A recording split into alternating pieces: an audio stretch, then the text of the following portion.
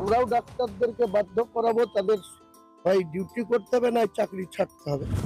এরকম আমাদেরকে ভয় দেখানোর মতো চেষ্টা করার জন্য আমরা ডিএম সাহেবের কাছে একটা ডেপুটেশন। এবং তিনি ব্যর্থহীন ভাষায় বলেছেন যে ভরতপুরের বিধায়ক যে মন্তব্য করেছেন সেটা ভীষণভাবে নিন্দনীয় এবং গর্হিত অপরাধ, এবং আমরা তখন তার কাছে তার বিরুদ্ধে, ভরতপুরের বিধায়কের বিরুদ্ধে আইনানুগ ব্যবস্থা নেওয়ার জন্য দাবি জানাই। ডাক্তাররা আক্রান্ত হলে দায় নিতে হবে হুমায়ুন কবিরকে। ডিএম এসপিকে স্মারকলিপি আইএমএর। চিকিৎসকরা যদি কোনোভাবে আক্রান্ত হন তার দায় হুমায়ুন কবিরকে নিতে হবে। একথা জানিয়ে বৃহস্পতিবার আইএমএর বহরমপুর শাখা চিঠি দিল মুর্শিদাবাদের জেলাশাসক, পুলিশ সুপার ও সিএমওএইচকে।